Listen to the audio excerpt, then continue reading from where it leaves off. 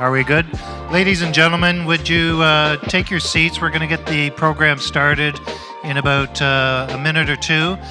I'll just remind everybody as well, we have some silent auctions at the back of the room here.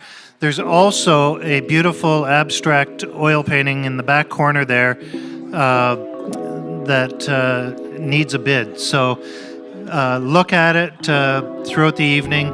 The silent auction will be extended until about 7:30 tonight. So, but don't forget to get your bids in. We'll start the program in about 2 minutes.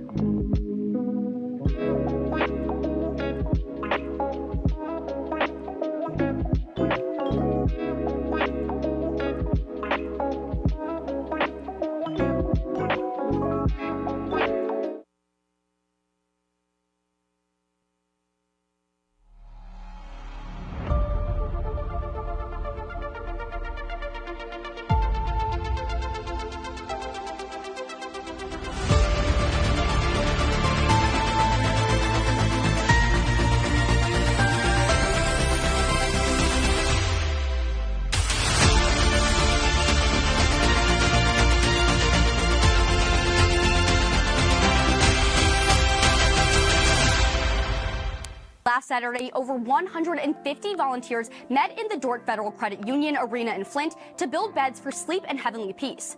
The volunteers built 100 beds for Genesee County kids who unfortunately don't have beds. Sleep and Heavenly Peace is a nonprofit organization that builds beds for children who currently have no bed of their own. Our logo, our motto rather, is "No kid sleeps on the floor in our town," and we'd like to make your town our town. There is roughly 150 people here today. We hope to make 100 beds. I know we'll make that goal. We have all of the lumber to do so, and we will complete 100 beds today. Our sponsors today are the Flint Area Rotary Clubs. There are 6 of them here. And the East Winds District of the Michigan Conference of the United Methodist Churches, as well as the Flint Firebirds Foundation.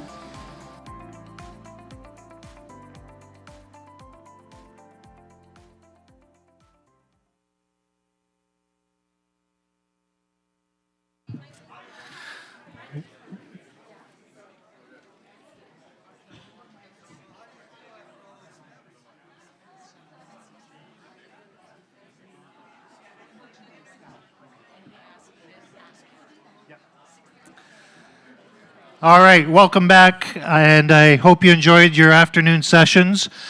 My name's Brent Shackleton. I'm from the Rotary Club here in Stratford, and I'm going to be your MC for this evening.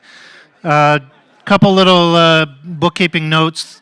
If you're looking at any Rotary merchandise, that will be shutting down at 6:30, so make sure you get all your merch here before they shut down. Also, a reminder about the silent auction. We're extending that till 7:30, so make sure you get your bids in.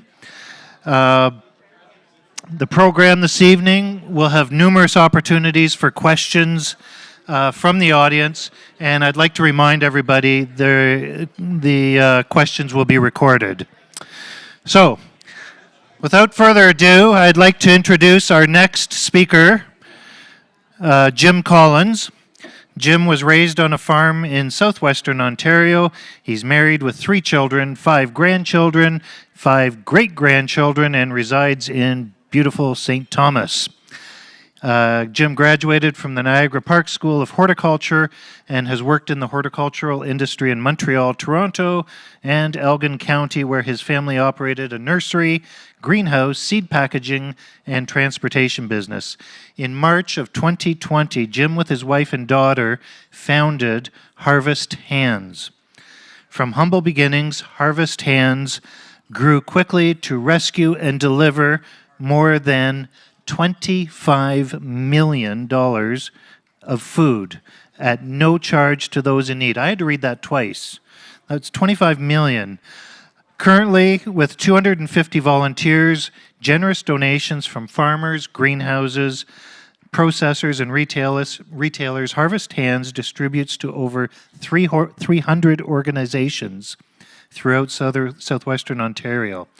It provides the equivalent of 125,000 meals per month, offering not just nourishment, but hope to individuals and families in desperate situations in turbulent and uncertain times. Please give me a warm welcome in welcoming Jim Collins.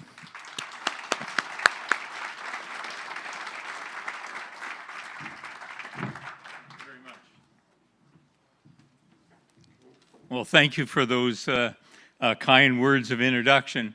I want to thank you for the opportunity to share with you this afternoon the work of Harvest Hands. But before I begin, I want to acknowledge the Rotary International members who we view as who are dedicated to service that creates impactful and lasting change locally and beyond.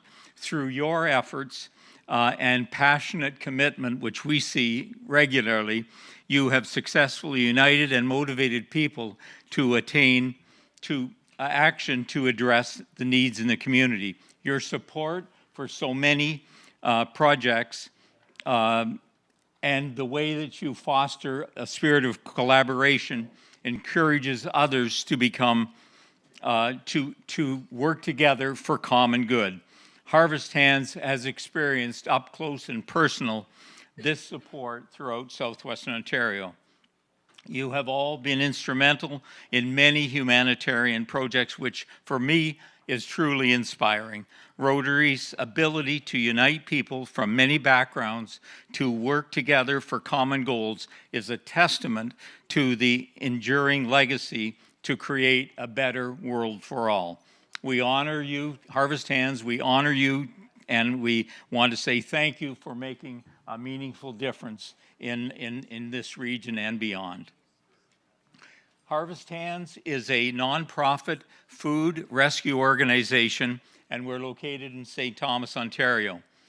But before I tell you about Harvest Hands, I'd like to share some astonishing figures and statistics and information about food insecurity in the nation. Almost 50%, 46.5% of all food in Canada is lost or wasted, ends up in the landfill, on the compost pile, or is plowed back into the fields. At the same time, as hard as this may be to believe, 1 in 5, 20% of Canadians experience food insecurity daily. That's the population of Alberta, Saskatchewan, and Manitoba combined. By definition, food insecurity is a condition of not having sufficient food to meet one's basic needs. But we see it a different way. It's actually a polite way of saying that mom, dad, and the kids go to bed hungry, or one of the parents doesn't eat their portion of food so that their children can eat, or the kids go to school without food. Over 8 million Canadians are impacted by food insecurity every single day. Second Harvest, which is a large organization that rescues food, prepared a study and a survey, and they've determined that Canada produces food enough for 52 million people, and as you know, our population is just over 40 million. This surplus equates to 3.2 million metric tons of food annually, or the equivalent of 124,000 53-foot tractor trailers.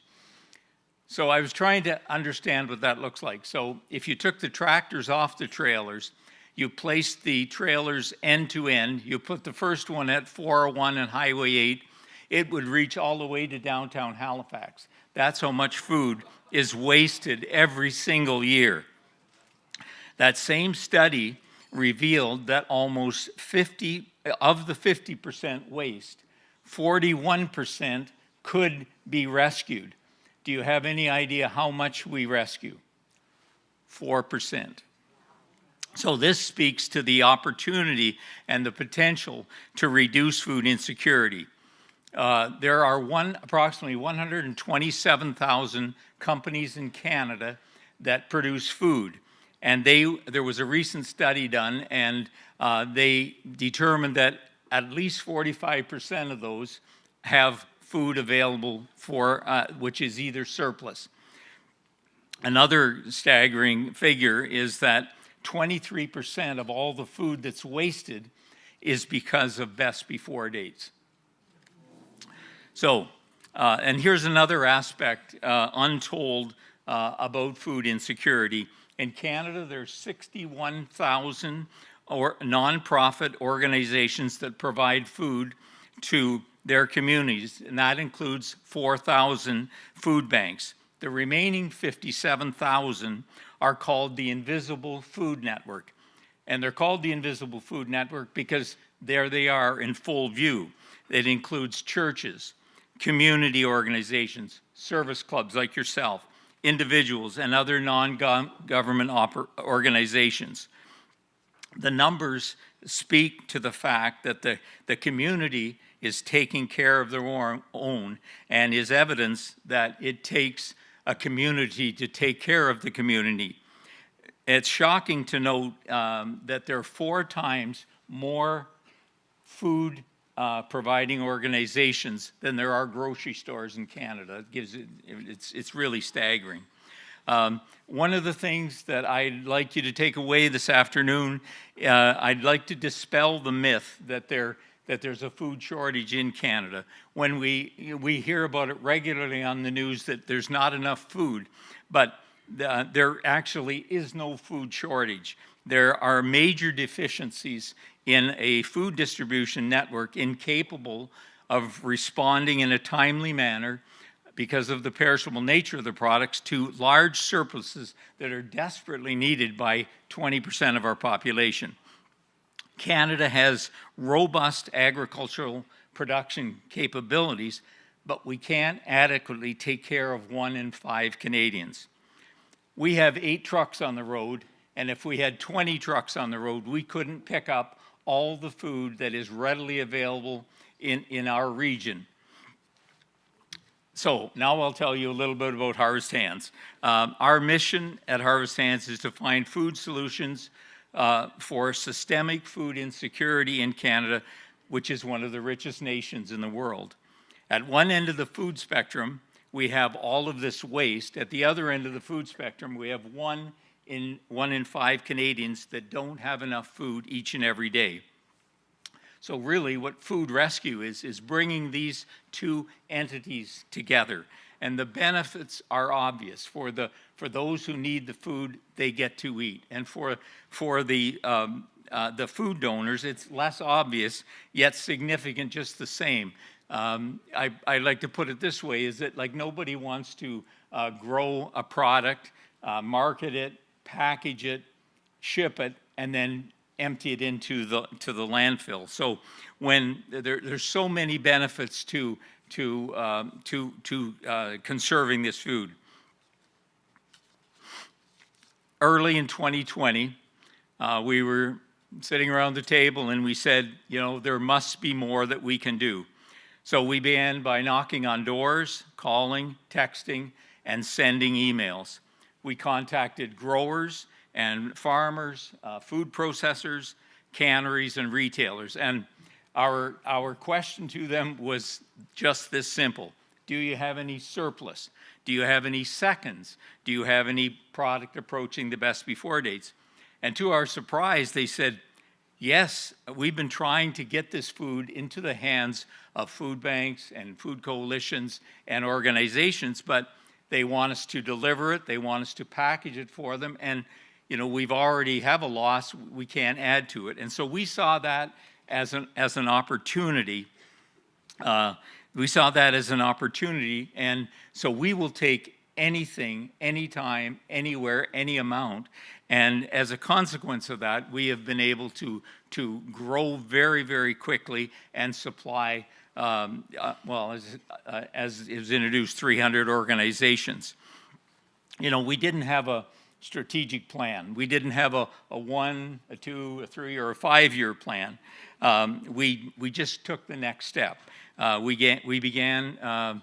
My wife and my daughter, we started picking it up in our SUV, and then from the SUV we went to a small van, and we started delivering to 7 organizations. And now we have over 300 organizations, which really speaks to the great need that there is in Canada. What do? We're a distribution center for rescued food from across the region. We're not a food bank. Our objective is to put food into the hands of people and organizations who know the needs of those suffering, where they're located, and how to reach them at a community level. We rescue fresh and frozen produce, dairy products, baked goods, meat, eggs, and other essential food basics, and deliver them throughout southwestern Ontario from Windsor to Oshawa. How does it work? 7 days a week. I was raised on a farm, on a dairy farm, and I really didn't want to stay in the dairy business, so I moved on to horticulture, and then I found out there that that's a very time-consuming operation, but nothing is as time-consuming as food. And this morning, you know, I was at work and we had a driver come in at 5:30 to go pick up food, and we picked up eggs later on today, and it goes on seven days a week. So when this food comes in, we have, as I said, we have 8 trucks, and we have, I believe, 28 drivers, all volunteers. So when this food comes in, we inspect it, we count it, we divide it, and we packet it into more manageable sizes that can be easily consumed. And then we quickly redistribute it to a network of food providers in the region.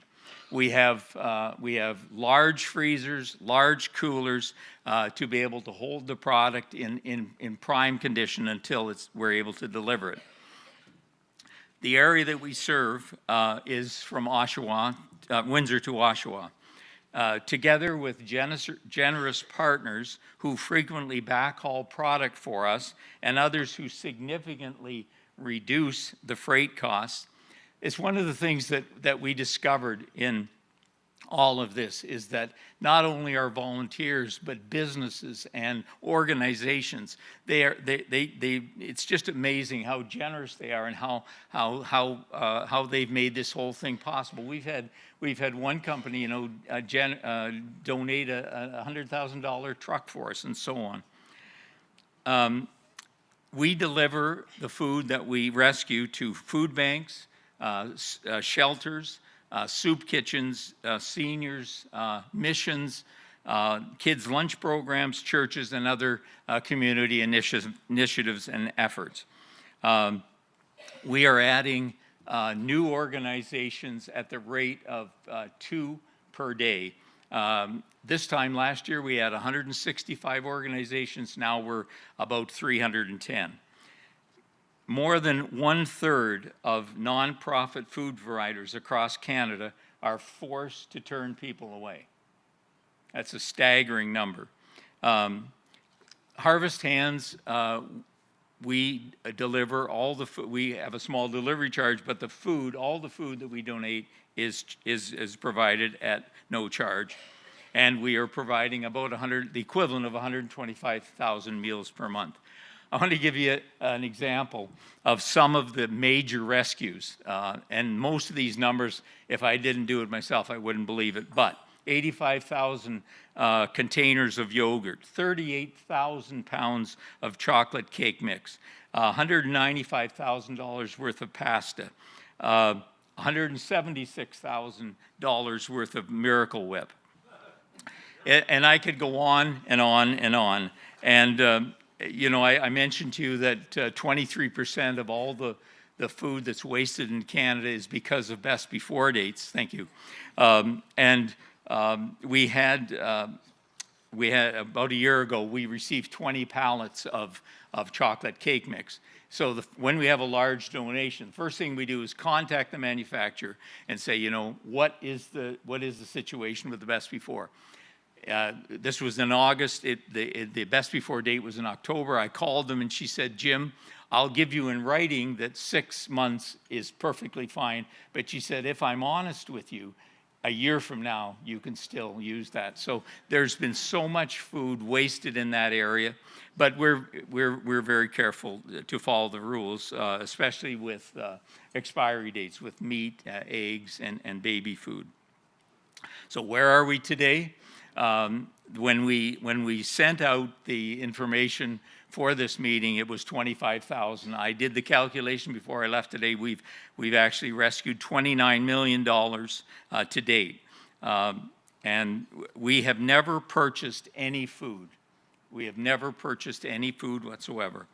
And the availability of good quality, nutritious food is commensurate with the ever-increasing demand for food for those in need.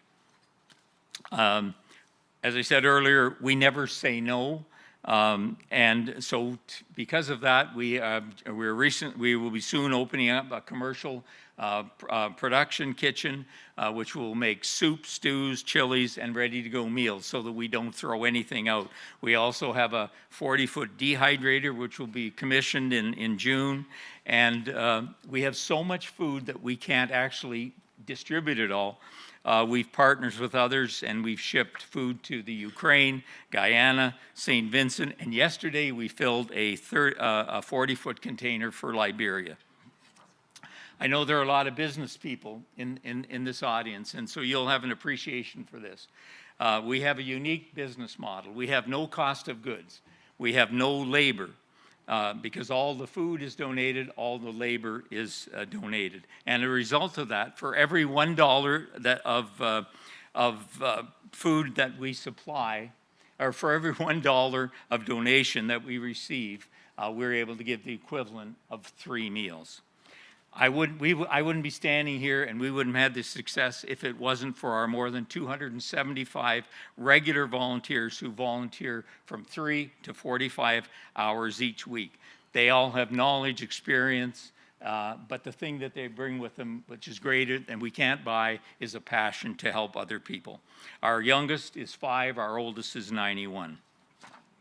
I'd like to conclude with this statement, is that the notion of giving, you'll be able to relate to this because I studied the Rotary Club, the notion of giving back to the community, an idea that first built local communities in Canada, is alive and well at Harvest Hands. In many ways, it's a picture of a community in action, working together to reduce the impact of food insecurity, working together in a collective effort with common purpose in real time, demonstrates what can be done to effect change, and it's evidence that it takes a village to see our mission fulfilled. If you're ever in St. Thomas, you're always welcome to come in and see what we do, and thank you so much for the opportunity to be able to share this.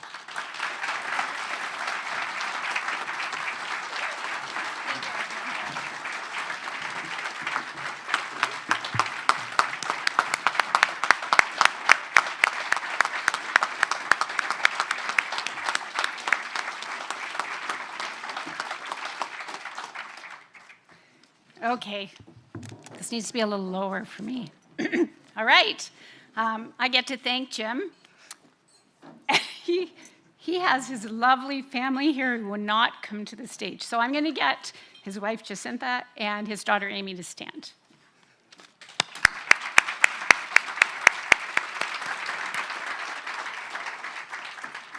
Now in Rotary, if there were ever 3 people of action, as you heard, sorry, I'm starting to lose my voice now, Bill would like that. It wasn't that I talked too much at the conference, okay. If you ever wanted to meet 3 people of action, these 3 are those people. And those are some pretty amazing statistics. And I'm one of the 275 people that volunteer there. And we do pack a lot of interesting stuff at Harvest Hands. And I would, again, extend that invitation that Jim gave you. If you're anywhere in the St. Thomas area, you should come through and see the food that comes in every single day. I think London South has been there. I know St. Thomas. We had District Governor Catherine go through. It is unbelievable, the food that we see. And you know what? Just because a carrot has 2 little tips on it does not mean it isn't yummy or nutritious. It just doesn't meet the standard to go in the package at the grocery store, and it would go in the garbage. But instead, we repackage those things, and we redistribute them out to people in need. And I also volunteer at a school where children come to school with nothing in their lunches. So if you want a Rotary project, you come and see the guys at Harvest Hands. They have lots of needs. They receive no government money. They operate every single month on donations. Every month.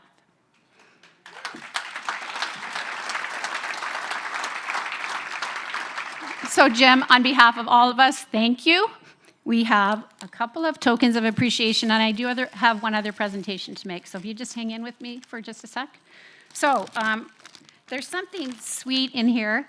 I know that the ladies that you're with do like chocolate, because they already told me that. So I'm sure you'll be in good stead. I know Mother's Day is coming.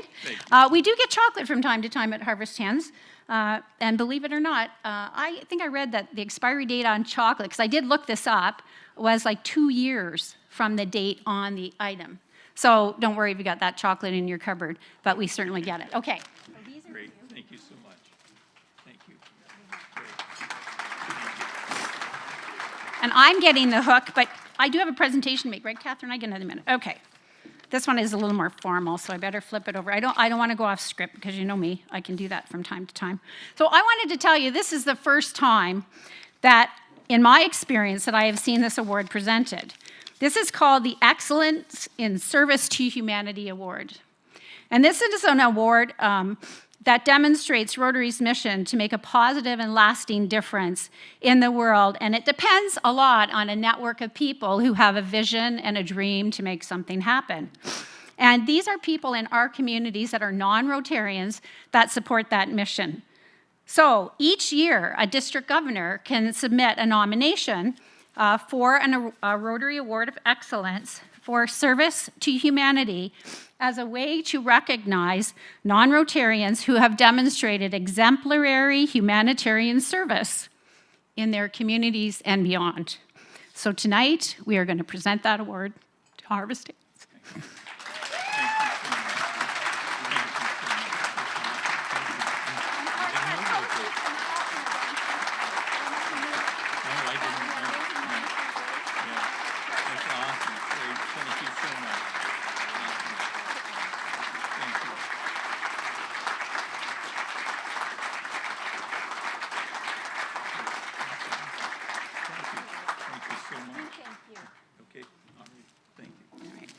So come and visit them anytime.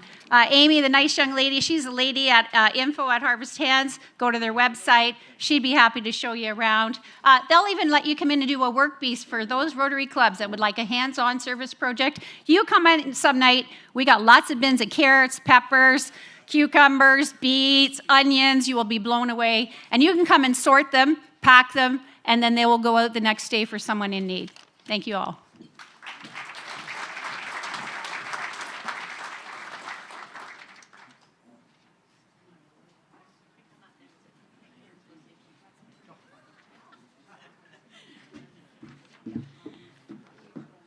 Hi, I'm Dawn Kennedy. I'm your district governor nominee designate, and that means that I will be your governor in 27-28. So unlike your MC this afternoon that didn't want to have a drink before he stood up here, I needed a drink to get up here. This is way out of my comfort zone. So anyway, our team has the privilege of introducing the district projects that are going on within our clubs. We have some exciting projects under the way, and it's our goal today to highlight some of that work so that we can all see the good work that we do. And we have 6 clubs that are coming to present, and I hope that you all feel inspired, and any way we can help each other would be wonderful. And so let's get this going. First up, we have Andrew Middleton from the Rotary Club of St. Mary's, here to present on an improved water and sanitation project at a secondary school in Kenya. Welcome, Andrew.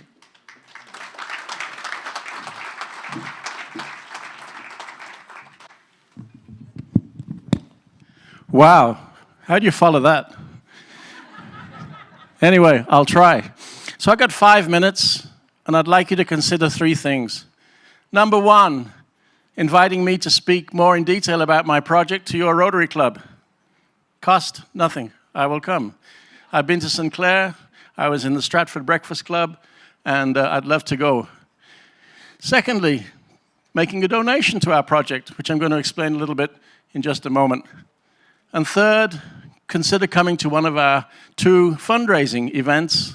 Next week, 13th of May, we have a Taste of Italy, a gourmet Italian dinner in St. Mary's.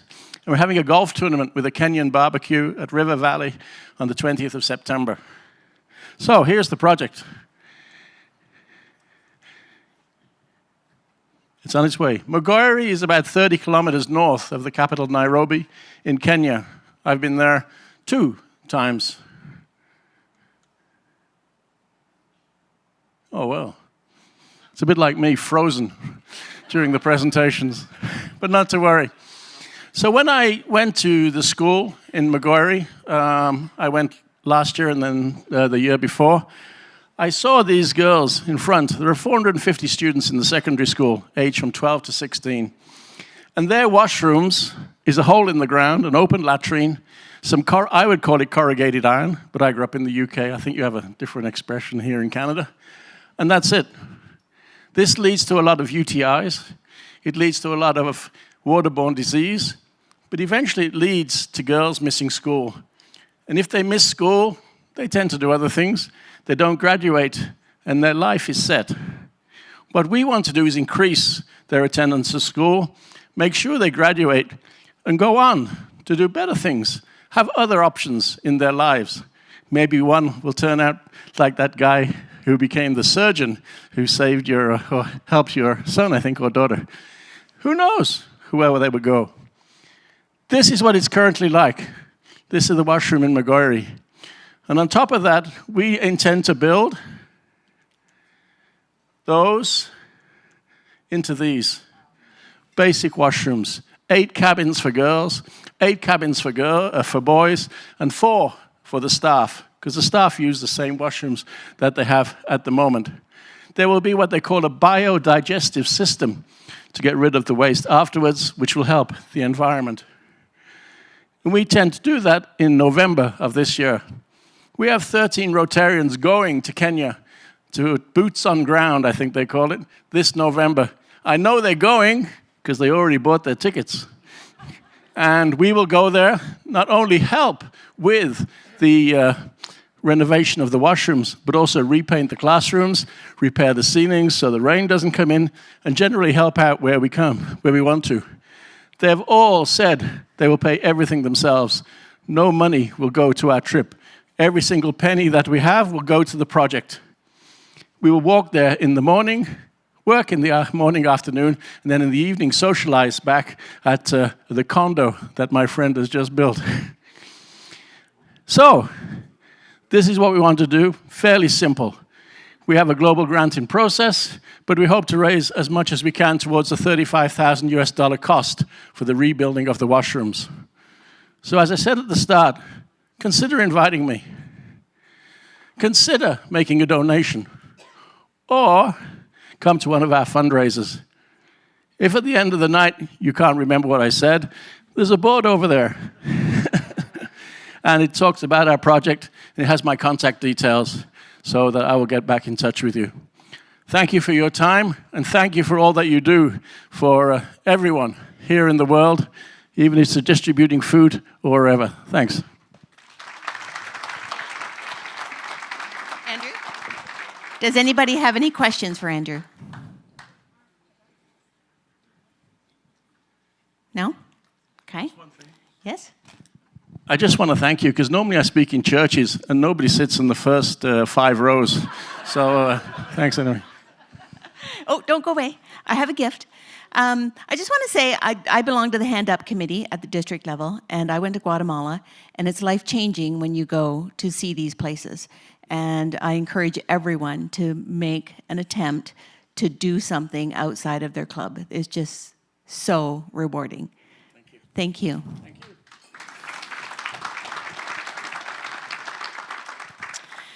Okay, so let's see. We have Tony Sheard coming from the Rotary Club of Southampton here to speak about, I don't know. Musical instruments, yes. Not on my sheet.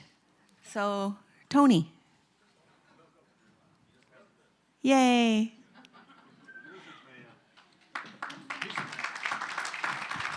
Thank you so much, Dawn, for that kind introduction. And I'm glad you didn't know what I was going to talk about, because I can give a plug for another project we're doing.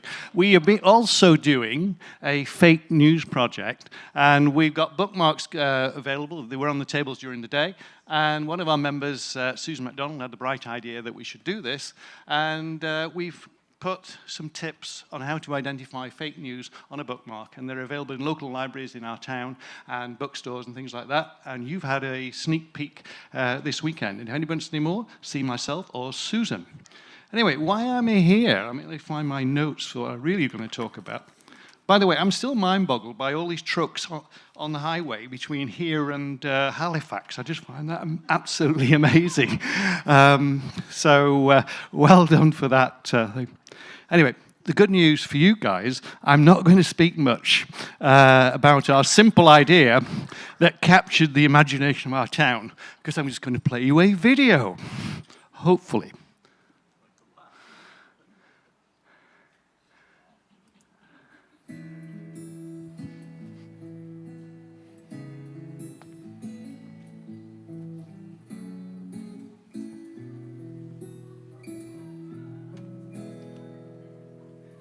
In August of 2024, Kim Lake from GC Houston Public School asked Southampton Rotary and other community groups for help with the purchase of new musical instruments to breathe life into the school's tired fleet of wind and brass instruments. School budgets for repairs and replacement of musical instruments were outstripped year after year, resulting in frustration for the students and teachers trying their best to continue the long-standing tradition of quality instrumental music instruction in Saugeen Shores schools. Partnering with retired music teacher and Port Elgin community band leader Cam Porter, Rotarian Jim Wade came up with a unique approach to address this need across the schools in Saugeen Shores. Local citizens were asked to consider donating used quality instruments to 2 drop-off locations. The community's response was nothing but overwhelming. Instruments quickly piled up as our caring community again showed its generosity and its willingness to tackle local challenges. Needless to say, Jim Wade's garage soon began to overflow and look more like a music store. Next came the challenge of getting these used instruments into good playing order for local school children. This was a bigger challenge than they thought and would take a good deal of money, expertise, and time. The Southampton Charity Auction was held in the fall of 2024. The theme was music, and the event allowed community members the medium to direct funds directly at the challenge of restoring the store of donated instruments. Before the night was done, a whopping $29,000 was raised. The money would be used to restore donated instruments and to offer much-needed repairs to other instruments school children were doing their best to play. Even seasoned auctioneer Len Metcalf was absolutely humbled by the generosity of the patrons. After the auction, the money went to work. Guitars were restrung, necks were repaired, brass instruments were shipped to reputable repair shops. Every donated instrument had an important story to tell, and thanks to Southampton Rotary and her dedicated partners, these stories will now continue. A lot of our instruments are older and they haven't been repaired, so even I have a little instrument hospital that I have in the back. It's growing, so these are instruments that have already been fixed. I can count on them. The kids know they work properly, and that's a huge deal right now because again, a lot of them are falling apart, and just giving us more. It just encourages the students too, seeing the instruments come in, the excitement from the community, and having just more quality to play with. We are so very grateful for the donations. It helps our music program so greatly.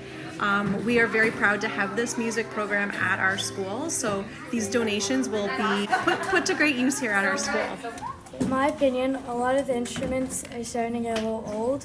I think there wasn't as much instruments before, and now that we have like 6 new, there will be a lot more people that can join the band. We have just under 300 students, and most of the instruments we currently have are older than a lot of us in this room right now. So maintaining them is getting more and more and more difficult. These donations are absolutely incredible. It gives the students an opportunity to play a higher level guitar. Are going to help us to be able to have a whole class set of acoustic guitars, and the fact that we've got some electrics coming in, that's going to give them another opportunity. Through the power of community and Southampton Rotary's dedication to service, new life has been breathed into our instrumental music programs at our local schools.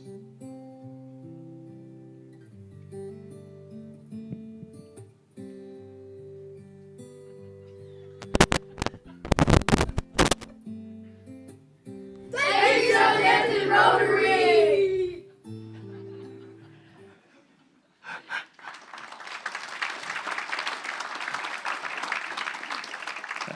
Thank you for those kind applause.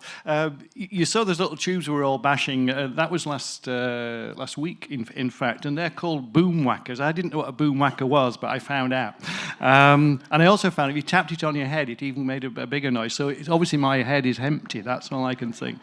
So as you've just seen, what became a simple idea truly captured the imagination of our entire community.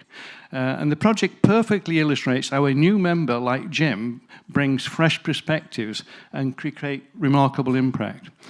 But I'll let the numbers tell the story for you. Around 150 second-hand instruments were donated, and they varied from brass instruments, guitars, violins, banjos, drum sets, recorders, pianos, and much more. And about 80% of them we were able to refurbish. The others we actually painted up black and white and used them as props at our dinner auction. One of our Facebook posts reached nearly 16,000 people with a November post about guitars. And it generated 76 reactions. Now that was our biggest ever organic unpaid post. As you saw, we raised $29,000 in cash at our Fund and Need auction, and that's been used for repairs, to buy some new ones, and also buy sheet music, because sheet music is also in short supply. But more importantly, more than 1,000 students across all 6 schools in Saugeen Shores now have enhanced access to musical education. So, and when we came up with the idea originally, many of us, and me included, was a bit sort of suspect and a bit pessimistic. Would this actually work? But we took Jim's advice, and he championed the idea. And with our club members and the backing of our community, I just want to thank them. I just get the honor of presenting it. And Dave Bertrand, who's one of our members, who prepared the video for you. So thank you for letting us showcase Southampton's do-goodery in action. And if you have any questions,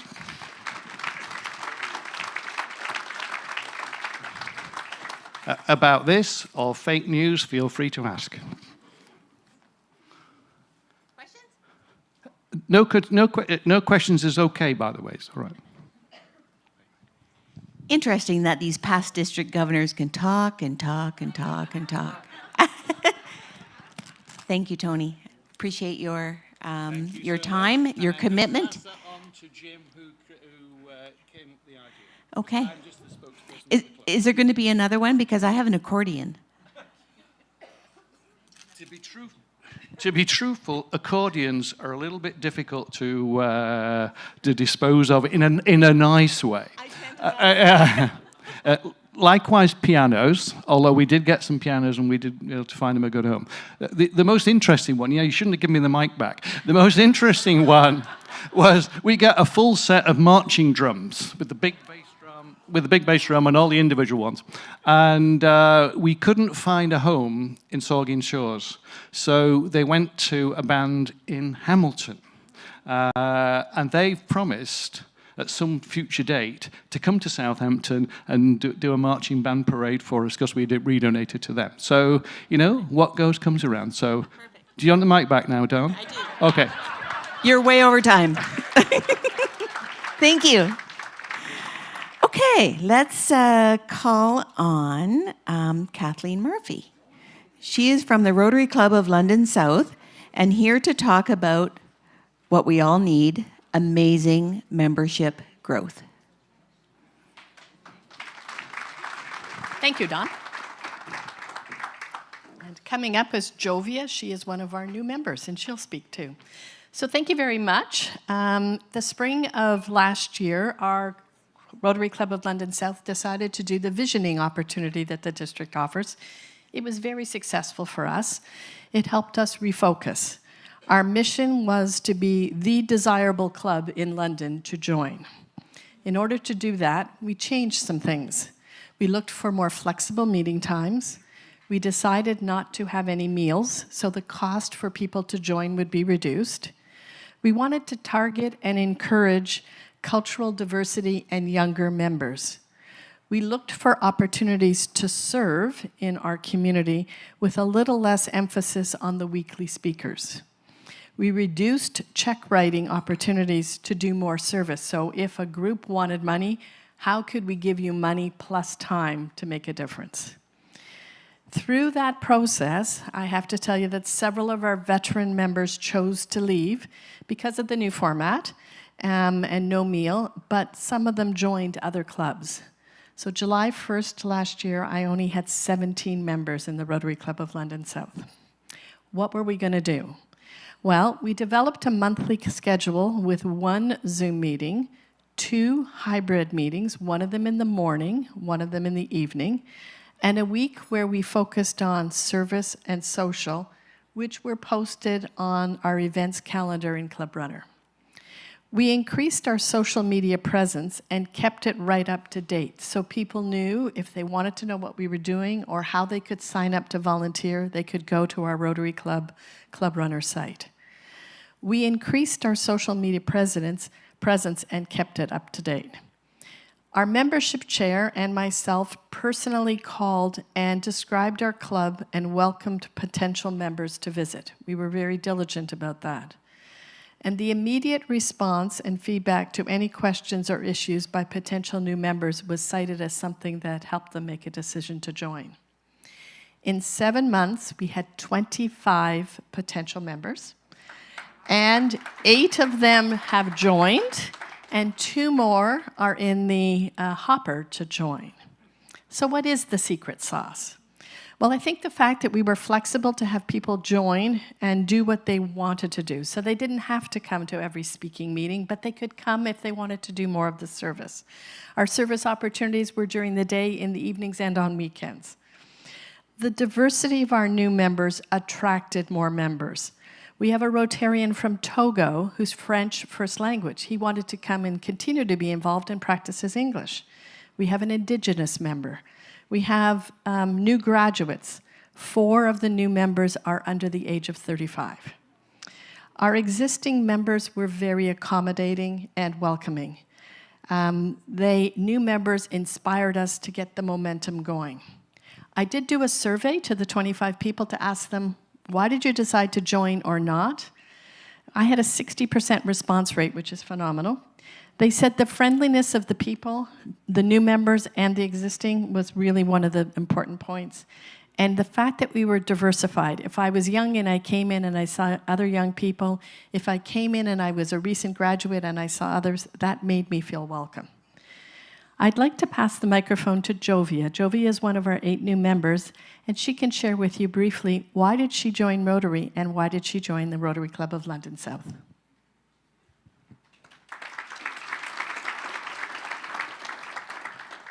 Hello, everyone. Feel glad to be here today. I would like to thank Kathleen for this opportunity. It's my first conference. Well, I joined Rotary because I wanted to broaden my network and make a better world. I joined Rotary Club of London South specifically because it has a strong network response. Like they normally update their information very fast, and every time I used my phone to search for a club, it brought London South. I used some other person's London South, and they have a lot of social media platforms. And when I joined, before I became a real member, they do the nurturing. They follow up, and they help out the new members. They are so friendly.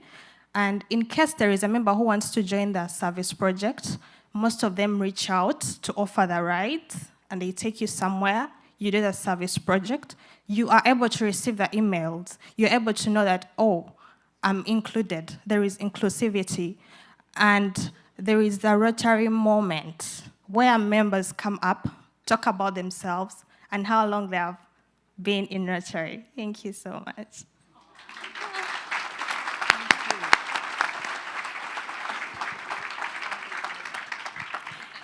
Do we have any questions? Oh, there we go. This is a comment.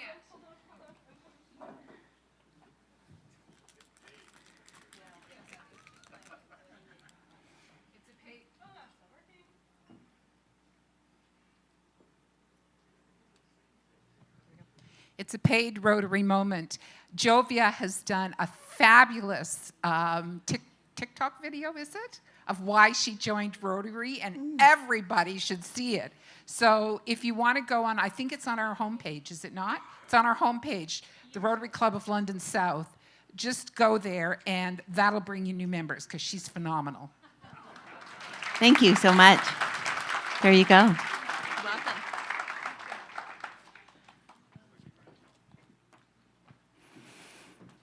Fantastic. Okay. Let's see. Where are we? How about Dan Kane from the Rotary Club of Stratford, here to speak about Aquabox. Thank you for your AI presentation. It was fabulous. Oh, thank you very much. That was great. Yeah, we did a presentation this afternoon, and we filled a room with people wanting to talk about computers. It was fantastic. It's an honor to share with you the Rotary Club of Stratford's Aquabox project. We have a display over on the side if you want to see any of the details of it. But what makes this project special is it's a hands-on experience. So the Aquabox provides clean, safe drinking water after a disaster. So after an earthquake, a tsunami, the existing water supply gets taken offline. The Aquabox comes in to fill that gap with a simple filtration system. 2 ceramic filters, 2 buckets, dirty water goes in the top bucket, gravity fed comes down through, gets stored in the clean bucket below, spigot to serve it up. It will serve a family of 5 for up to a year. It's not designed really to do that. It's really for that 2-3 months to get the existing water supply back up online, but it can last that long. We do the distribution through Global Medic out of Etobicoke, fantastic organization. What they do for us is make sure that the buckets get delivered safely, on time, and don't get stuck in customs or anything like that. So a donation to the Aquabox goes directly to the Aquabox, and we know that the product is being delivered and used and is saving lives, literally. What we do on the build is we have 40 volunteers come together. It is an amazing operation. We have an assembly line that goes through. It is astounding how fast we can build 500 Aquaboxes. It takes us a little less than 2 hours. We do stop for a 15-minute coffee break in the middle there, just so no one gets too stressed out. But the amazing part of this project is we get to touch the physical thing that's going out and saving lives. Our fingerprints are on these boxes. We've delivered to Nepal and Mozambique and India and through the Caribbean. And it is just such a satisfying thing to do a physical product, a physical build. A lot of what we do, and we do amazing, fantastic things in Rotary, but sometimes there's a disconnect between what we raise for money and the product and the service and where it gets used. This is a physical thing, so we get to see the Aquaboxes go onto the truck. We get to see them go onto the pallet by Global Medic.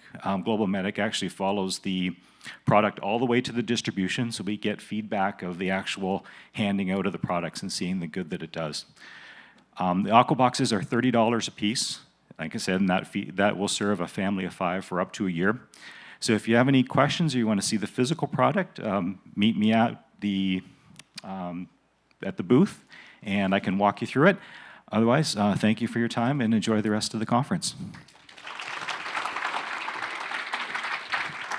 Are there any questions for Dan? Let's say a Rotary Club had like $5,000 or $10,000. Can you please state your name and the club you're representing? Peter Mirage, thank you. Hey Dan, let's just say a Rotary Club had $5,000 or $10,000 extra, and I don't know if you have any examples of any that may have done this. Could they actually donate and send their club down to do a build? Thank you. Peter, thank you so much. It's not like this was planted at all. That's fabulous. Yeah, we recently with our last build, we had the Grand Bend Club through a district grant had raised $6,000. They're over here, awesome. They had raised $6,000 in conjunction with a district grant, so they came down and helped us out. The Barrie Club has done 2 $5,000 donations for us, so we invited them to come down and help us with the build. They sent a bus, so there's 21 of them that came down last weekend. They came down and did a came to the Stratford, helped with the build, went to see Annie, went to Mercer Hall for dinner, so they made a whole weekend out of it. So fellowship and helping the world and everything all rolled into one. So thank you. Your gift is a little bit bigger because you're a double presenter. Oh, excellent. So yes, thank you. So I believe that's where some of the theme came for this year was Lady, Lady, Show Me the Magic. Is that correct? Similar project. So that's the magic of Rotary. Oh, glasses. Okay. How about, I believe, our second last speaker will be Camilla McGill from the Rotary Club of Sarnia Blue Waterland, here to talk about the Kenya Water Project in the village there.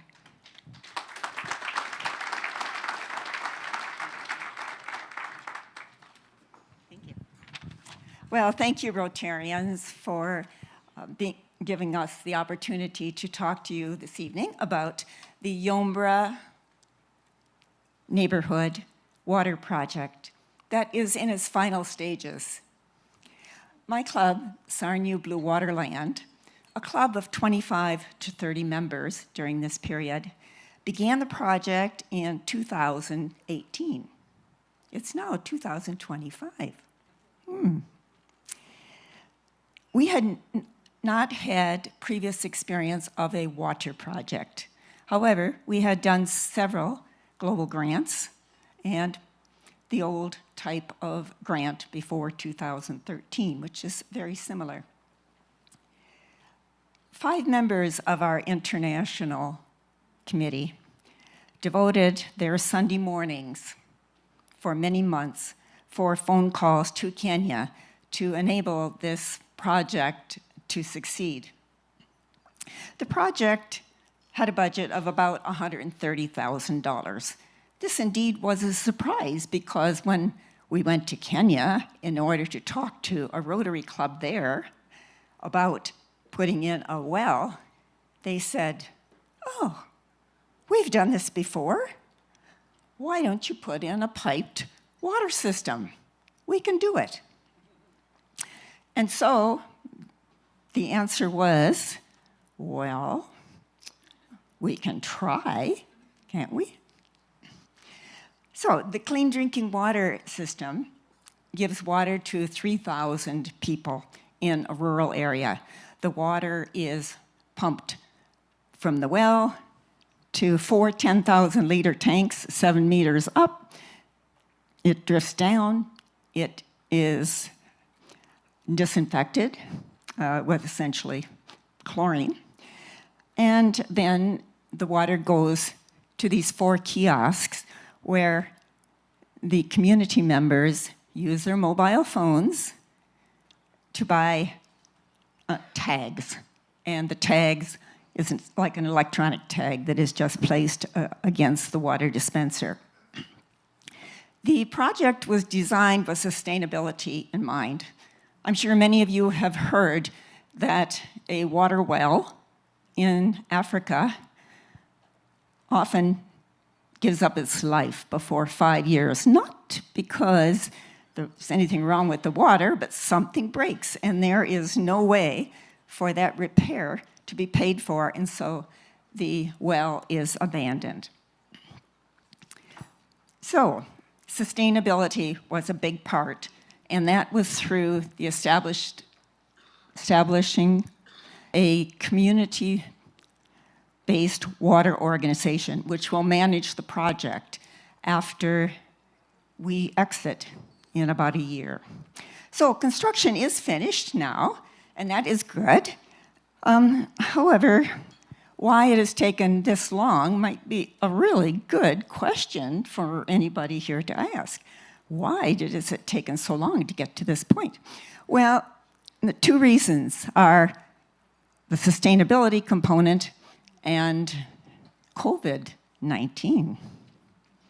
So the sustainability means that we need to stay in touch with the community-based organization for 2 years, during which they will learn, They will learn about the well, the chlorination, the distribution system.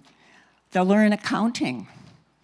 And most important to us, they're the people who are going to manage the residents who are drinking the water. An example of how the community-based organization manages the residents occurred soon after water started to flow last August. Within days of that happening, we became quite surprised by a report from Kenya. The people were so anxious and happy to get that water, and why not? Wouldn't you be happy too if you hadn't had water in your home in your whole lifetime? They were so excited that the wealthier residents in the community, within a couple days, 7 of them dug trenches, brought in their plumbers, connected to the line, and started drawing water. Of course, in that kind of community, a rural community in Kenya, word travels really fast because everybody knows everybody else. And soon, their homes were approached by community members who wanted some of that free water too. So we all had a good laugh at that. A good laugh, that is, after the CBO stepped in. They were inexperienced at the time, but they learned very quickly. And now, those enterprising residents are hooked up to the water, but they're hooked up through meters, and they are being billed by the month. So the CBO is going to continue to learn a lot more during the next 2 years. However, in the meantime, they will be overseen by the Rotarians of Kisumu Central. Second thing that happened caused this project to be so long. When we went in, we finally decided to put in this piped water system. We were just going to have a turnkey operation. You know, you make a contract, go with it, and there are several nonprofits that do that in Africa. However, COVID-19 entered. Soon after COVID-19 entered, thankfully, the organization called Rotary entered. Our host contact almost died from the disease. The Rotary Foundation changed our funding model 2 times, and so we had to scramble for more money. We were saved by the empathy of Rotarians at all levels up to Zoom. 2 districts whose clubs did not supply money gave us their district designated fund. Our group here contributed 30,000 district designated funds, and 14 clubs from 3 other districts gave us $54,000. And with that, we were able to make our application. So what do we learn from all of this? Well, first of all, that global grant template is exceedingly important. It was introduced to me by our Kenya partners and was absolutely critical to the success of the project. They asked us to commit to communicating once every 2 weeks for the duration of the project. So many projects go away because people do not stay in contact with one another. Also, having a professional accountant in the team here, they have one there who's working very hard, and ours is wonderful. However, having one here would have helped a whole lot because the exchange rates bounce around and sometimes it's hard to know where we are. So that is a very long time to be working.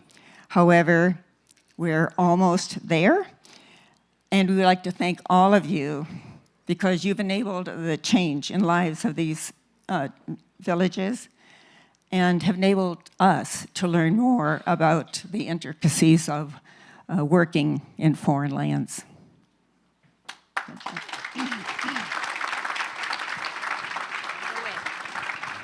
Are there any questions? Seeing none, I'm going to nominate you for the next, my position, because you like to go overtime too. So thank you very much. We appreciate all your service, and you're doing a great job. Thank you. Okay, last but not least, we have Chris from the Rotary Club. Rotary Club? Yeah, I need one. Thank you. The Rotary Club of Strathroy, here to speak about the fight against rhino poaching in South Africa. Thank you. Let me start by saying what a privilege it is to be here in this room with people who get things done. And so I'm very honored to be part of the same club.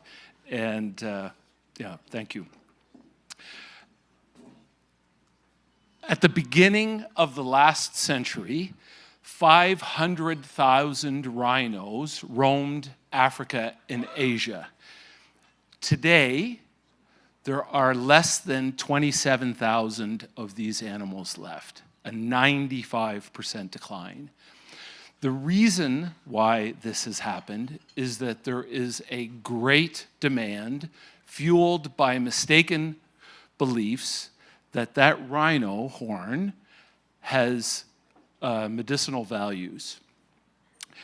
The fact that it is also valued on the market at over $60,000 per kilo makes it more valuable than gold or heroin.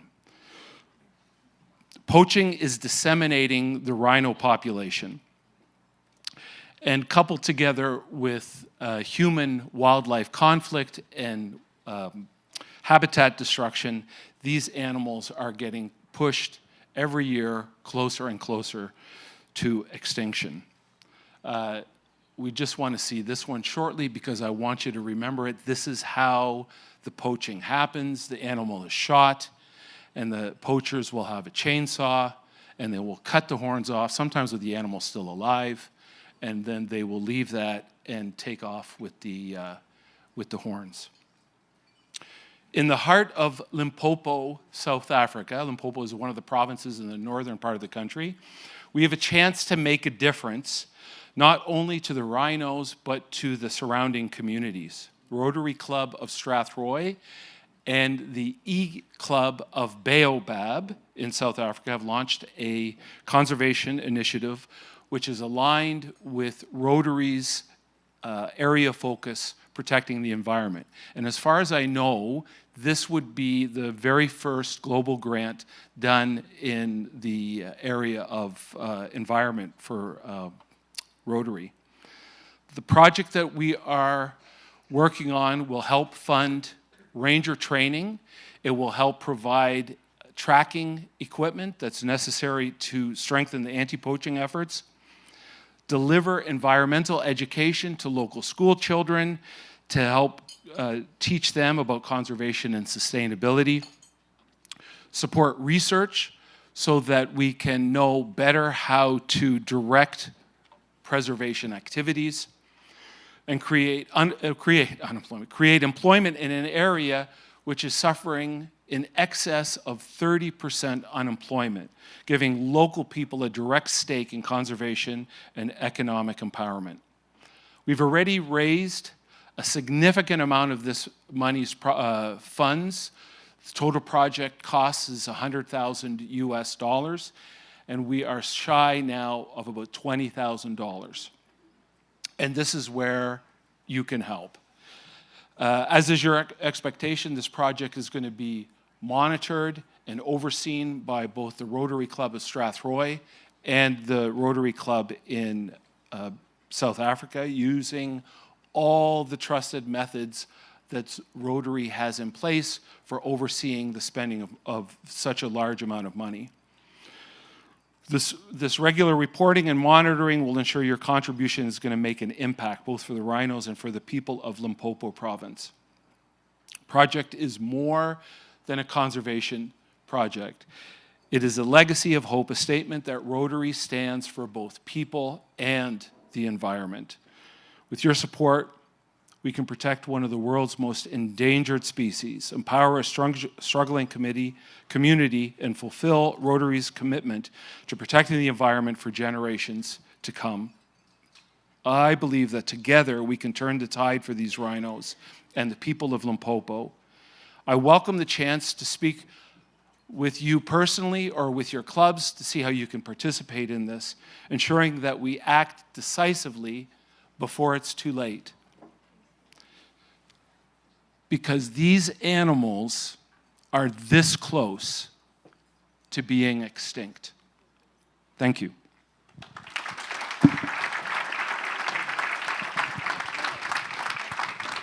Any questions? We have that same this close for polio, right? So we know how close that is. Yes. Thank you for your service and informing us about endangered species. Yay. Okay, I think that's my part of the program. I'd like to introduce our District Governor, Catherine Hahn. Thank you very much, Dawn. Good job. That was fast and furious, I know. But I really wanted to have an opportunity for everyone in the district to see some of the great projects that are going on here. I mean, I was privy to that all year when I was going around from club to club visiting, and I was very happy that these clubs have reached out to say that they were interested in sharing some information with you. So, of course, that range of projects that we've seen is really remarkable, right? The Aquabox project, which highlighted how something so seemingly simple can literally change lives. And speaking of water, of course, the Kenya project, again, demonstrated how that reach extends globally when we put our minds to it. I was particularly inspired by the Rhino Conservation Initiative. The difference that all of these projects make across the world is just unbelievable. And of course, none of this happens without people. And so hearing about the membership growth that London South has experienced, I was able to go for the induction of the new members, and I was just so impressed and inspired at how that club has just taken a look at what's going on inside their clubs and tweaked things a little bit, and presto, it's like magic. New members. And I don't mean to make light of that because I know it was a lot of work that your club did. So congratulations to you on that. And so for those of you who are looking about what your next club initiative might be, I'd like you to maybe think about reaching out to some of these clubs. Maybe they've inspired you. They have some suggestions about how you could implement a project of similar nature. And that's sort of why we're all here together, right? To inspire each other and to encourage ways for us to impact globally and locally. So thank you everyone for sharing your stories, and please feel free to reach out to those members if you have further questions. All right, I think we're going to a film.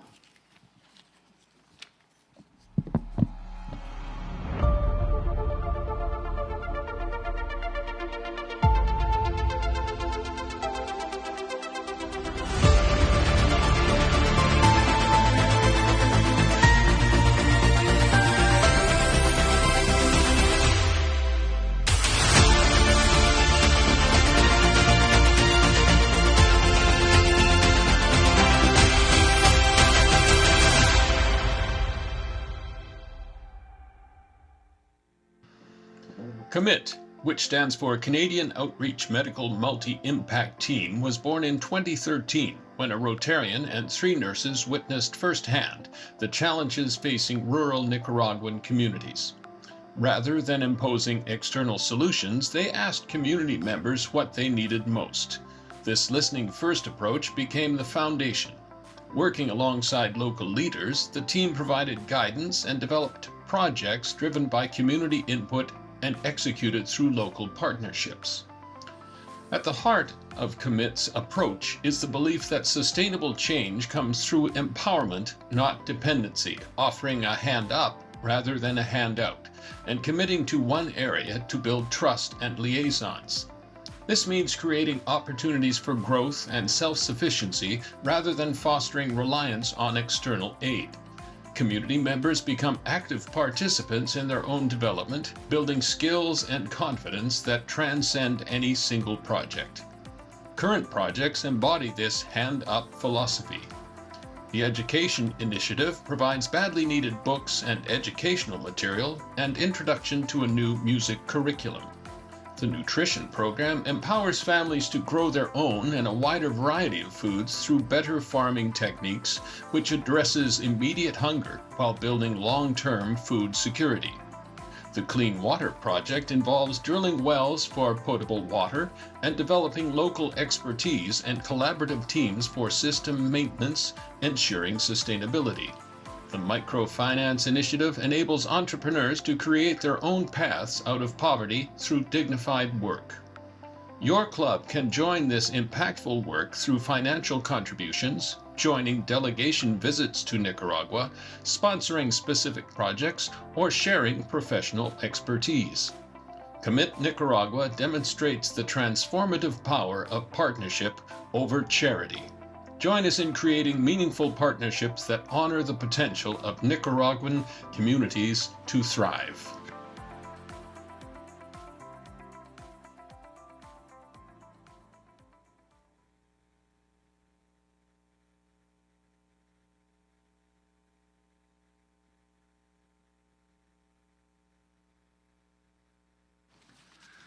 I would like to now call upon the chair of the Rotary Foundation, David Elliott, and Catherine. In a do you wanna come world up full and of say challenges, you make solutions to talk about possible. the foundation.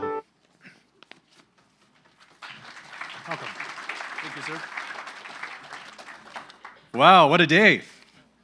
Probably one of the best conferences I've been at in a long time. And I do want to, I don't want to say that just to, sound like as if that's something should be said. I mean it, because as a foundation chair, I have rewrote my speech 5 times. Because every once in a while there's something else that pops up and I write that back in. But if I could have the foundation committee, and even you, Sonia, we need to get you in practice. Deb, are you out there? You're here? Good. I'm just going to call them up. Diane Chandler was our End Polio Now chair. Pat Cavan was our International Service Chair. District Grants Coordinator, Deborah Renaud McDermott. And our newsletter, Kitty Busco. Unfortunately, Jamie Pohl had to go home, but he was our Paul Harris Society Chair. And we also have Barb Warnick from the St. Thomas Club, who is our every year, every Rotarian Promise Club Chair. And ladies and gentlemen, I would like to introduce your new District Rotary Foundation Chair for July 1st for 4 years, Sonia Glass. You'll be hearing from me. I throw the 4 years in because they decided to change it instead of a 3-year term as a 4-year term, so I love it. Anyways, ladies and gentlemen, here are the people that have run the foundation for you very well. And some are going to be staying on, some are going to be changing, but I just want you to give a round of applause for their help.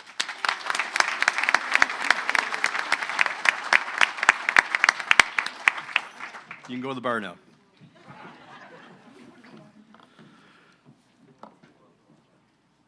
Anyways, the amazing thing was all the passionate presentations. And again, I know I'm going to keep sounding like I'm repeating myself, but right from the president's rep, right from everything that I heard, it all linked back to the foundation.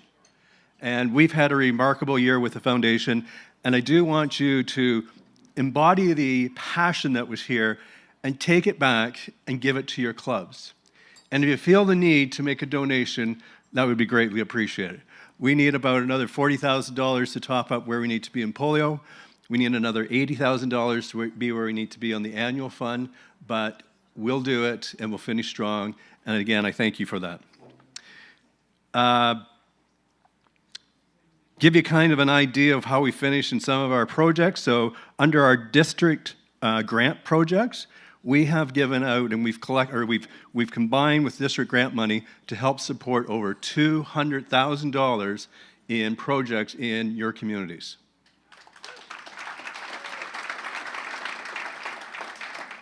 And I'd be remiss, Deb would tell me, to remind you to make sure you're getting all your club details in for this past year. We've got till the middle of this month to get all our stuff completed for this month, for this year. And also, we need your new grant applications coming in this month for next year.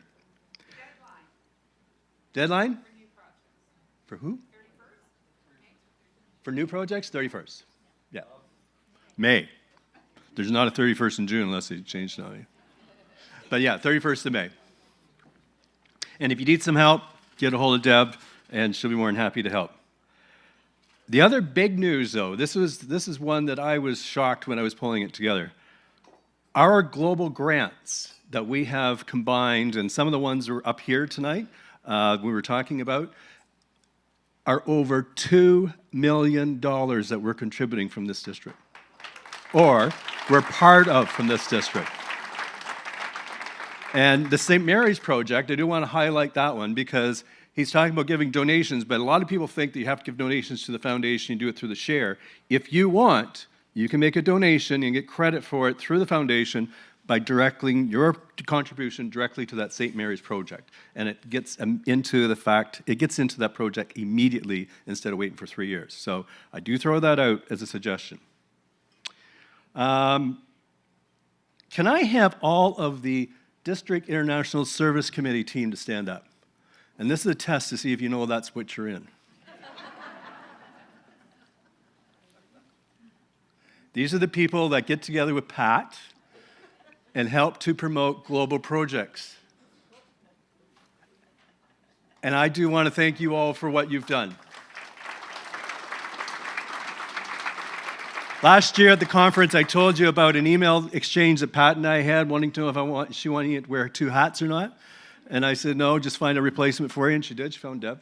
And, but I do want to, I want to thank Pat for her leadership. I was so impressed when I saw the presentation she had today. She had bring together a group of people who are just genuinely interested in making this world better. And she's done a great job in less than 12 months. Pulling it together, supporting the clubs, and part of this $2 million in global grants, I think is going to be growing more than that, just because of the dedication and commitment that each and every one in her team have. So again, congratulations. And Pat, I want to come up here and have a special thank you for you. As soon as I know where that is.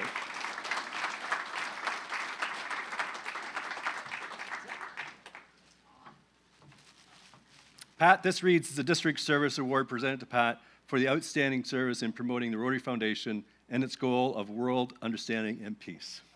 Thank you.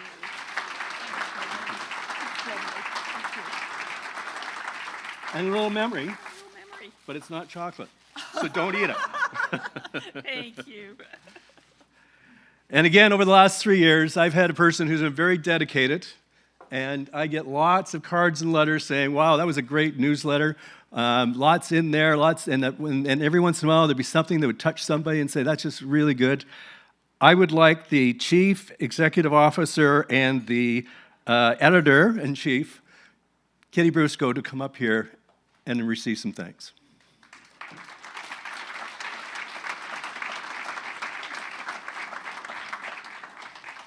I did try to intervene when Kitty started making the newsletter and gave some suggestions about shorter, and she told me that she knew what she was doing. So anyways, again, this is a District Service Award to you, Kitty, from the Rotary Club, from our district, for the outstanding service in promoting the Rotary Foundation and its goal of world understanding and peace. Thank you very much.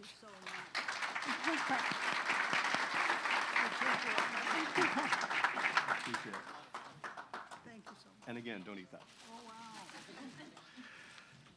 So that brings us to the end of my part. I think Catherine's got some of the district awards. We got a video? Let's do a video.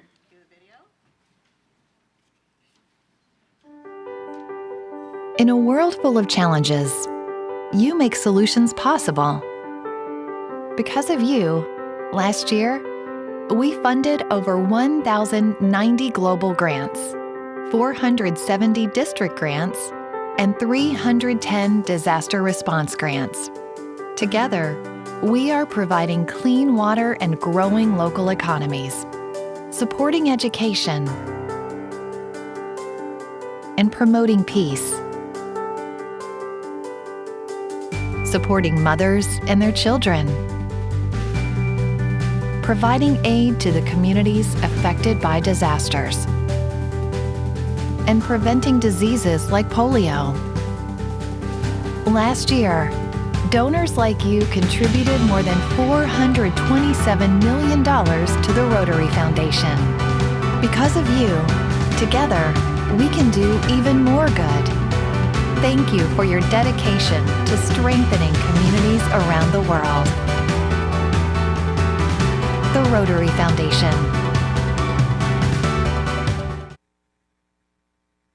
Thank you. So, David, would you mind just coming back up on the stage for one more minute? Sure.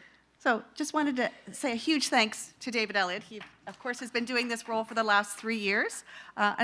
You took this role on immediately after you as district governor, did you not? Oh, yeah. Past district governor, yeah. So, yes. So it's been sort of like 1 year after another for David. So we really appreciate your dedication and your commitment, not only to our district, but to the Rotary Foundation. So thank you so much for your service. Thank you. And you are staying on as the Major donor endorsement, or no, major endowment chair. Major endowment chair. I asked you to say it because I knew I wouldn't get it right. So thank you so much for everything that you do for the district. Okay. Awesome. Great. Thank you. Pat, would you mind coming up now to do a little check presentation with Jim? We'll take care of that now. Thank you.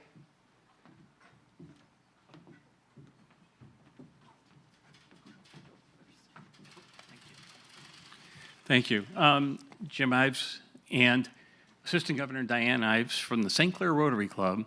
And we simply wanted to offer 2 checks and a commitment letter to 3 of the projects that were presented tonight. The Magari School Water and Sanitation Project in Kenya, the Potable Water Project in Guatemala, and then the letter of intent is for the conservation of the endangered rhino because it hasn't been approved yet. So, but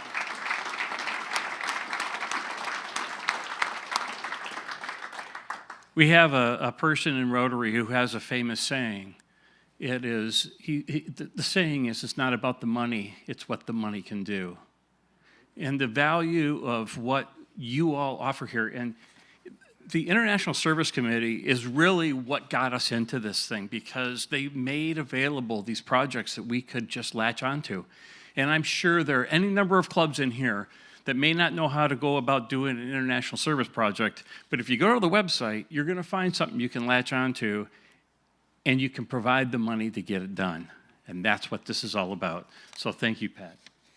Thank you, committee.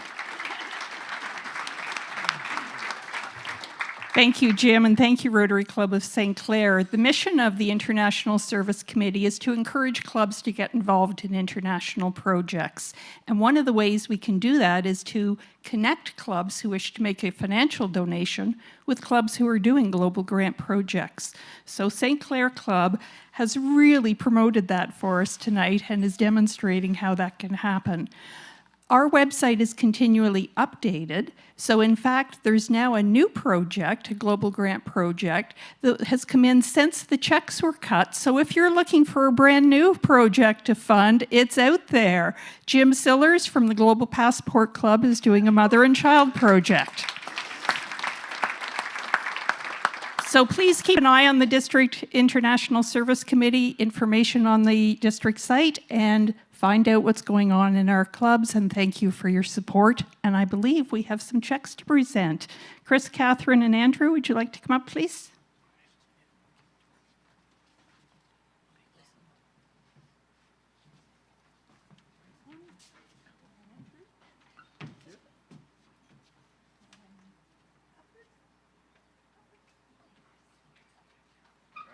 Thank you all.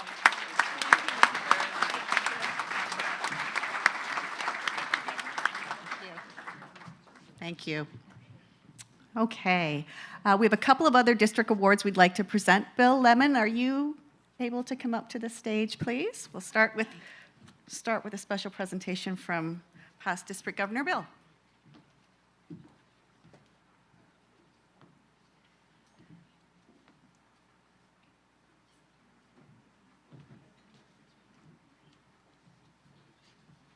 Thank you, Catherine. Good evening, everyone.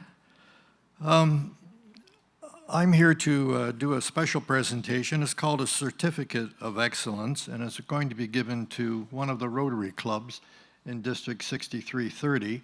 I'll try and keep it so you don't know who it is, but I'm sure you'll guess as I move along. We all know what COVID did to our clubs. Zoom fatigue, stalled projects, declining membership. This particular club felt it hard. They were down to just a few members hanging on by a thread. It was a small town, and small towns really feel it. But here's the thing, they didn't want to give up. They were not interested in calling it quits. Their answer was, not on our watch. And I need to tell you that this club, and this is how they're probably going to guess who they are, and we've heard about empowering women and the importance of women in Rotary. Well, this particular club has two women who are co-presidents for their club. They agreed to work together over a 2-year period. They reached out for help. Our membership chair, Lorna, our district governor, Catherine, and myself, who was the person responsible for that club starting back in 1997. We came to support, they listened, and they got to work. They invited folks, they showed up at community events, they used their local newspaper. The editor of this particular town's paper is one who's had a real soft spot for Rotary over the years, and that did an awful lot to bring their attention to the community once more. And today, that club now has 12 engaged, dedicated members. It's the kind of growth from the edge of closure to new momentum. It's something to be proud of.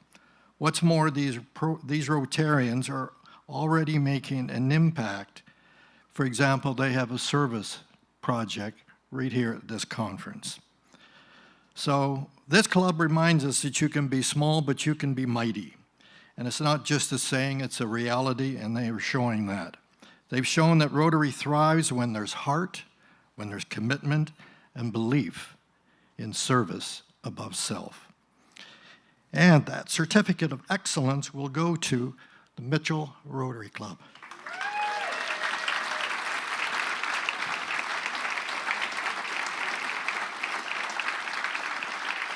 We would like that Rotary Club, the members that are present this evening, would you please come forward on stage?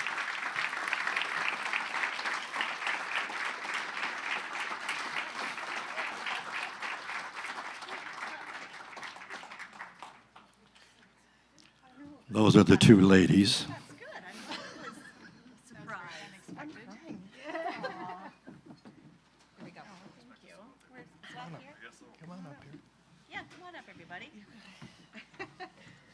Say a couple of words about this club. One of my favorite clubs to visit. My son actually went out on youth exchange with the Mitchell Rotary Club, so I got to know it a little bit better just coming over. I'm not a breakfast person, but I like going to your meetings. I'll get up early to go to those meetings. But they're just like one happy little family, and when things started getting a little bit tough for them, they all gathered together and made this happen, and here they are, doubled in size in 1 year. So well done, everyone. Congratulations.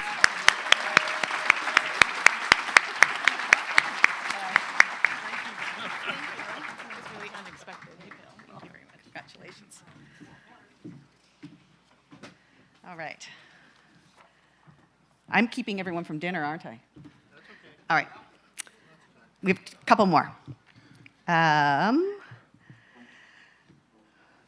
We have an award in the district called the William Gansler Award. So it's an award that's given in honor of a former district secretary-treasurer from the Rotary Club of Sarnia. This award recognizes significant contributions to Rotary in the role of club secretary. So the recipients exemplify efficient club administration, prompt and accurate reporting, active participation in district activities, including the District Leadership Assembly, and a spirit of commitment that strengthens Rotary at every level. So I don't believe our recipient is here in the room, but I think she knows, and hopefully she's watching us on the live stream. We are happy to present that award to Brenda Rouse of the Rotary Club of London South. Yeah. Kathleen, do you want to come up and accept this award on her behalf? Brenda is truly the backbone of her club. She consistently delivers board meeting minutes within 48 hours, tracks club motions, and maintains meticulous attendance records. She keeps the club's Club Runner site up to date, ensuring members have access to bylaws, events, and minutes, and she also manages their website, updating it several times each month. She's also the club's Zoom master, managing hybrid meetings at the Fanshawe College and ensuring things run smoothly. And I've been in that room, and it's very high-tech and takes some doing to make that happen. So even when the technology doesn't cooperate for her, she's persistent, and she's patient, and she's very positive. So beyond these duties, she's also instrumental in her club's ornament fundraiser, managing the database, processing online orders, and helping to ensure its success. Put simply, as Kathleen said, she rocks the club and keeps it focused, connected, and efficient. So on behalf of District 6330, we are pleased to present the William Gansler Award to Brenda.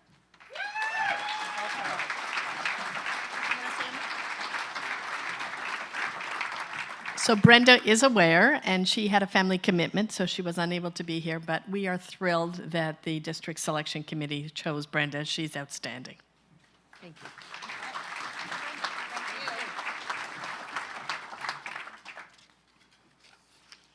All right. I also have the honor of introducing a new recognition in our district, the Rotary Pinnacle Service Award. So I'll read you the qualifications for this. This award represents the highest recognition for a program-specific service within the district.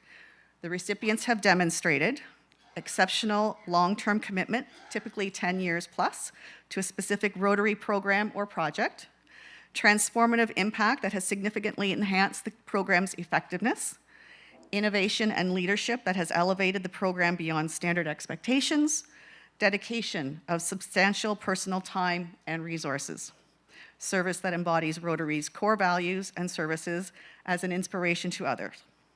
So unlike an annual recognition, this prestigious award is reserved for truly exceptional contributions that stand out as remarkable even among all of the dedicated Rotarians we have in our district. It may be awarded only when merited by extraordinary service, making it a true pinnacle of recognition within the district.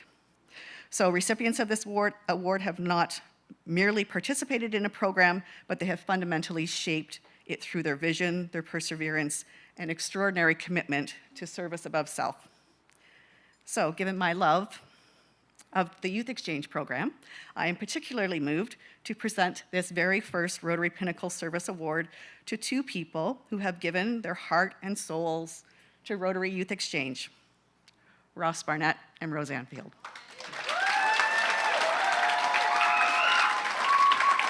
Yeah.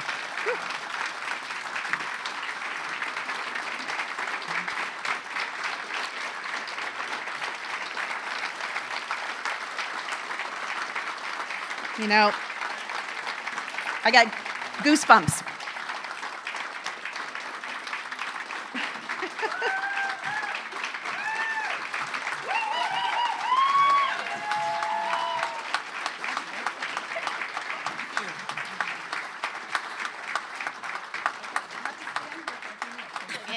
Your daughters helped me write this, so it's not short, but it's worth every minute. Okay.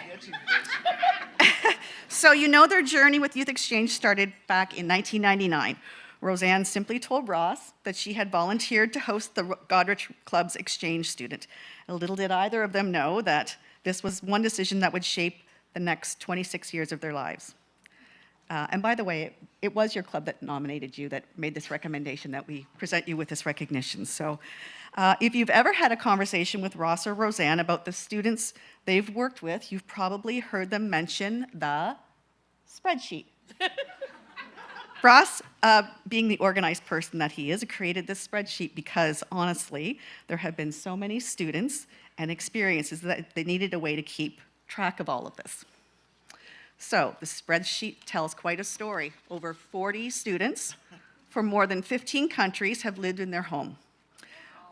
Right? But what the spreadsheet doesn't show is how these students still call Roseanne Ma when they do video chats, or how they send Christmas cards and wedding invitations from around the world. It doesn't show the family photos where exchange students appear on camping trips and vacations. It doesn't show doesn't count the sleepless nights when Roseanne took calls from worried students on the other side of the world, or the countless forms that Ross had to fill out over the decades. Beyond the students they've welcomed into their home, they've helped hundreds of their own students prepare for exchanges abroad. They've been there for all of them, guiding, supporting, and sometimes giving that extra push when needed. Over these 26 years, they've worn many hats. They've been youth exchange officers and host parents, as we said, more than 40 times. Roseanne created the role of district crisis counselor and has helped other districts across North America implement similar positions. They've served as the district conference coordinator, the district outbound coordinator, and the district chair. They've presented at NAIAN conferences to share their knowledge, and somehow they both found time to serve as presidents of the Godrich Club as well. So what makes Ross and Roseanne so special is that for them, Youth Exchange isn't just a nice program that lets kids travel.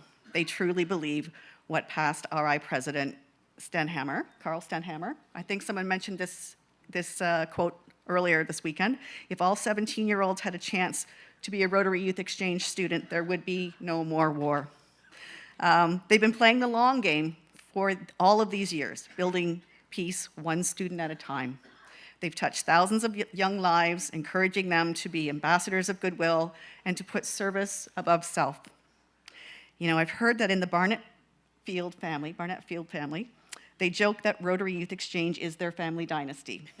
But it's not said with pride. It's said just because they know their greatest legacy is what they've built through this program and the lives they've influenced. And now their children and even their grandchildren believe in the power of youth exchange to create what they call magic in the world. That's a pretty powerful testament to the influence that Ross and Roseanne have had, not just on exchange students, but on their own family. So please join me once again in honoring Ross and Roseanne with our inaugural Rotary Pinnacle Service Award.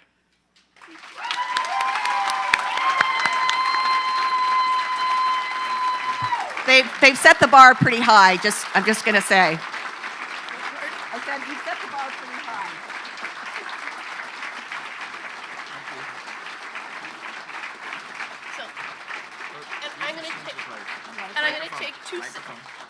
I'm going to take 2 seconds to say how much being involved with Youth Exchange has enriched my life. And you don't know what you're missing if you haven't had a 16-year-old kid crying because they're homesick, and you can make it better. And you don't know what it's like to hear them say that their life has been changed by exchange, and they've become doctors, they've become Rotarians. I love this program, and I love all my kids. And they know it. They call me at 2 o'clock in the morning. I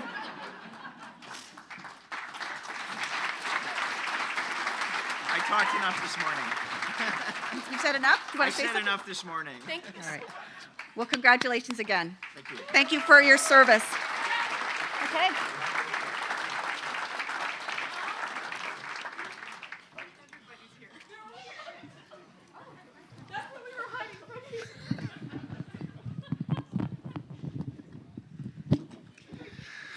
Thank you, David. Thank you, Catherine. I see my Belgian exchange student daughter is here tonight. And Clara, stand up.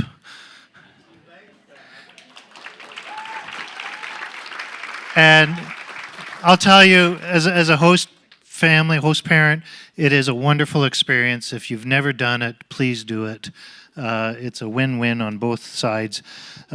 She's not the best bedroom keeper, but we'll let her off the hook with that.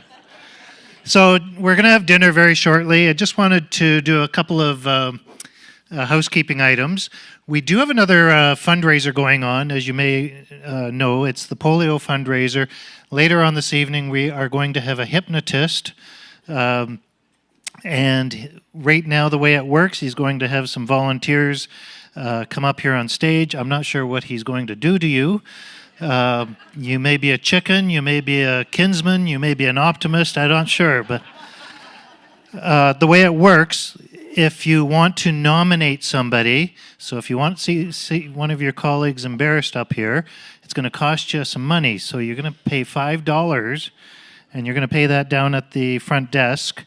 Right now, what's that? Oh, all right. Right now, our front runner is Gene Aitchison, followed closely by Catherine Hahn, Robert Ritz, Craig Pierce, Tanya Wolf, Ed Fluter, Marie Watson, Renee Roberts, Sarah Hamsa, Don Kennedy, Adam Hoffman, Ross Bennett. You're all on the list. Now, if you'd like to nominate somebody new, throw in a couple $100 and they're guaranteed to be on the stage here. Now, any of those people that I just called out, if they don't want to be on this stage, there's a $30 immunity charge. So, fair warning. We're going to break shortly for dinner. Just another reminder, silent auction happening at the back there. It'll close at 7:30. And as I say, take a look at that beautiful abstract in the back corner. That all the money raised from that is for the Rhino Project. So we're going to break now for dinner. And dinner, by the way, sponsored by Cooperators Insurance. Thank you very much, Peter Moranger and Associates, for that.